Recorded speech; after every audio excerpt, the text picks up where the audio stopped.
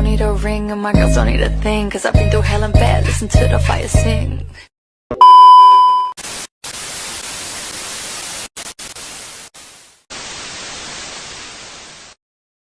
Assalamualaikum warahmatullahi wabarakatuh.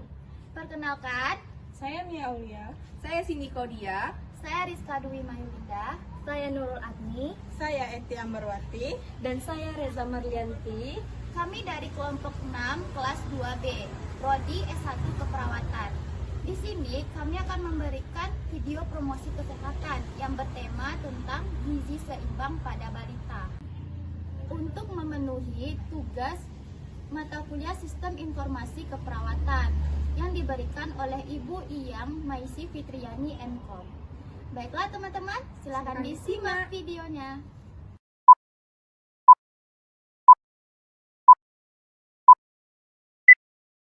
Gizi seimbang pada balita. Sebelum itu, kita harus mengetahui apa sih gizi seimbang itu.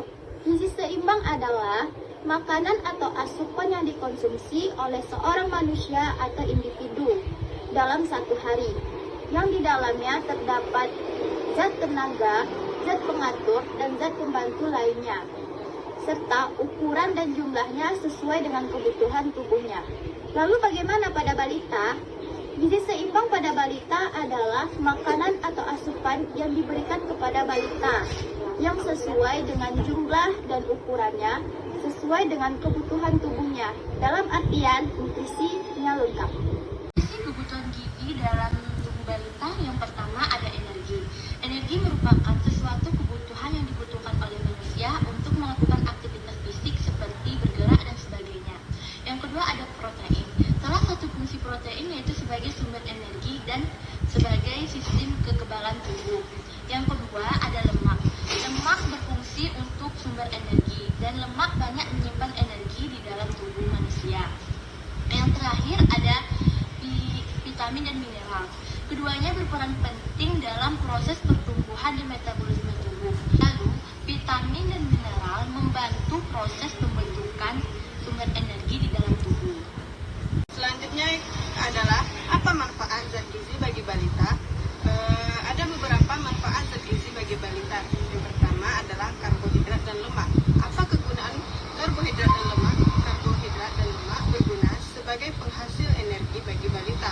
Contohnya dengan mengonsumsi beras, jagung, ubi, roti, dan lain-lain. Yaitu yang kedua adalah protein.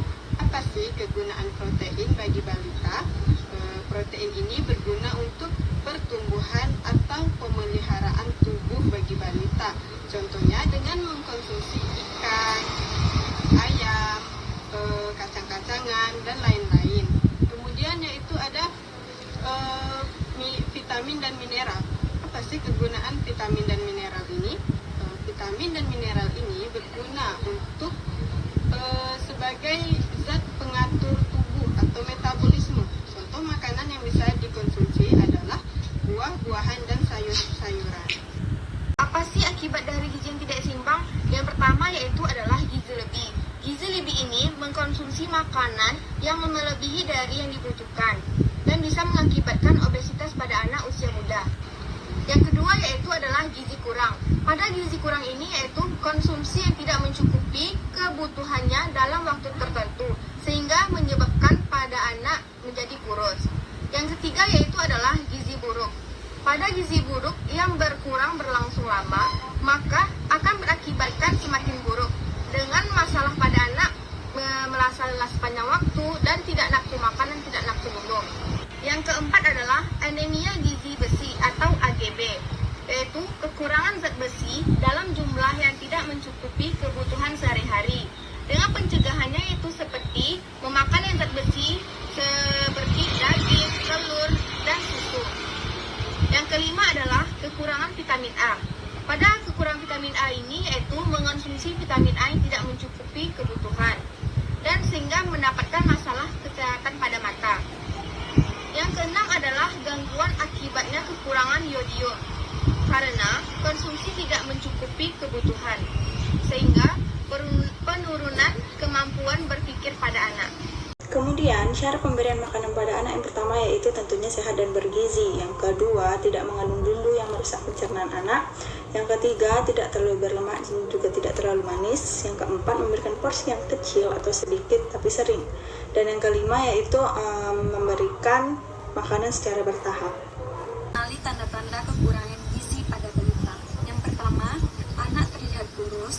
Yang kedua, rambut tipis dan jarang. Yang ketiga, tulang iga tampak jelas. Yang keempat, wajah seperti orang tua. Dan kelima, kulit keriput. Fasilitas kesehatan yang dapat dikunjungi untuk memantau status gizi balita yaitu puskesmas dan posyandu. Misalnya di puskesmas atau posyandu bisa berimunisasi. Jadi, teman-teman, kesimpulannya adalah pemenuhan gizi balita dapat dilihat dari karakteristik anak itu sendiri.